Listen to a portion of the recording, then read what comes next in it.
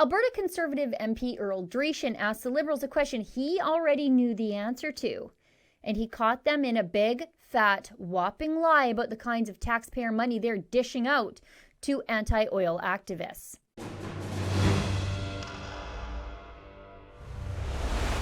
Today's story of Liberal dishonesty about how they funnel your money to anti-oil activists comes to us via an order paper question from Alberta Conservative MP for Red Deer Mountain View, Earl Dreeshen. Now, Dreeshen, if you don't know, is a good Conservative from a good Conservative family. His son Devin is the outspoken actual farmer agriculture minister in Jason Kenney's Alberta cabinet. And Dreeshen asked the Liberals this. Order paper question 50, December 5, 2019.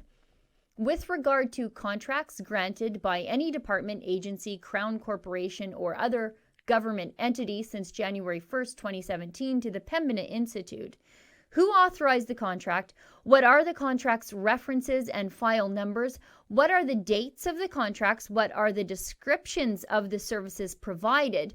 What are the delivery dates? What are the original contract's values? And what are the final contract's values if different from the original contract's values? Now, the reason Dreeshen's asking about the Pembina Institute, and I'm only assuming here, but I'm pretty sure it's a safe bet, is that the Pembina Institute is the Alberta arm for the U.S.-funded tar sands campaign to landlock Canadian oil and gas using Rockefeller money to do it.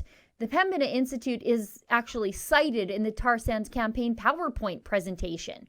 The idea that the Canadian government is doing business with these foreign-funded traders with an agenda to shut down thousands upon thousands upon thousands of Canadian jobs is absolutely appalling. Independent researcher Vivian Krause has uncovered $8.2 million flowing to Pembina Institute from foreign sources just to fight against the Canadian oil and gas industry. Okay, so that's why we don't like Pembina. Let's go back to Dreeshen because we like him.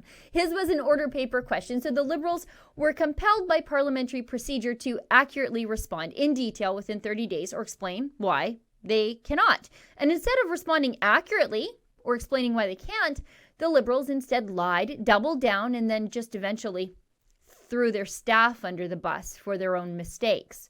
The Liberals did reply and said that they had never, at least within that January 1st, 2017 to present date timeframe, granted a contract to the Pembina Institute. When Dreeshen called them out for misleading Parliament, saying he knew of contracts they had given to Pembina, the Liberals doubled down.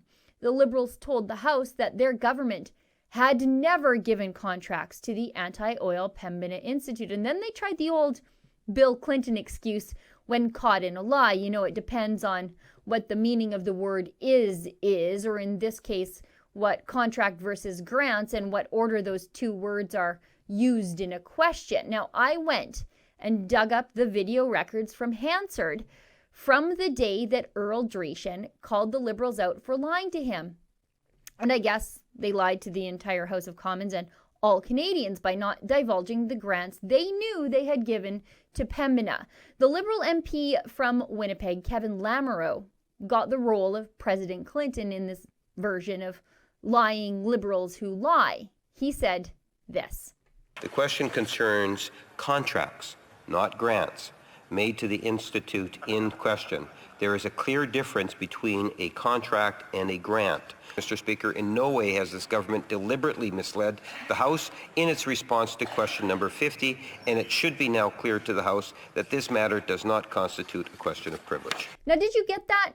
The Trudeau government may have given money to the Pembina Institute in the form of grants. Yeah, maybe, but contracts for services rendered? Definitely no. But that, friends, is a big, fat Liberal lie. Never ask a question you don't already know the answer to. It's a good rule to live by.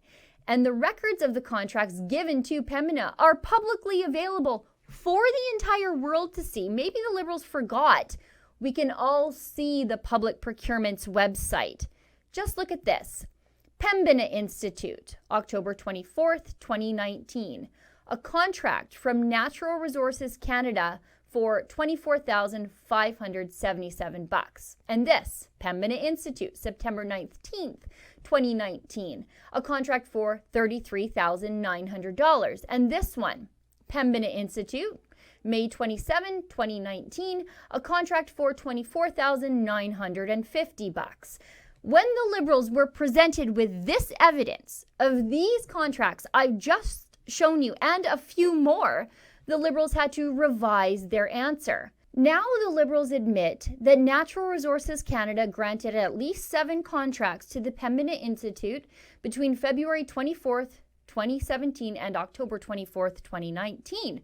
The contracts are for all manner of things, from research on universal energy labeling to issuing a report on the National Energy Board modernization to management consulting on an environmental scan of initiatives and requirements in provinces and territories in the area of building commissioning. It's basically green nonsense contracts to an explicitly anti-oil institute totaling $183,000 that the Liberals tried to hide from you, and then when they were found out, they threw their staff under the bus. Here's the Blacklock's reporter's story on the news. Lamoureux later apologized. Natural Resources Minister O'Regan blamed staff.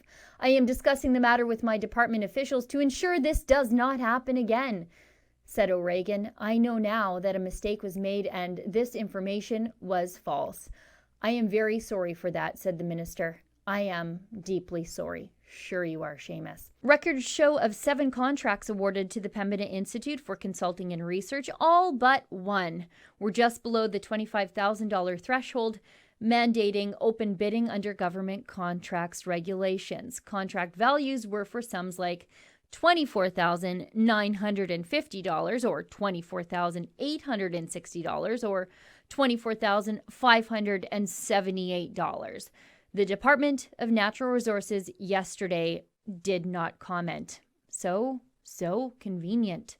All these contracts, yes, contracts, were specifically structured so that they didn't have to be open for tender. The contracts could be given to Pembina without any competition or any real explanation for that matter. What the Liberals are doing here is outsourcing their anti-oil agenda to outside institutes and organizations so they can keep their hands clean of their own anti-oil politics. And the worst part, they're using your taxpayer money to do it. It sure pays to be a friend of these Liberals. For Rebel News, I'm Sheila Gunn Reid. The mainstream media has painted the very short-lived Edmonton rail blockade as nothing but peaceful, but that could not be further from the truth. One of the brave Alberta men who helped take down that rail blockade was assaulted that day, and the police so far haven't done anything. To help us help him get justice, please go to cleartheblockades.com.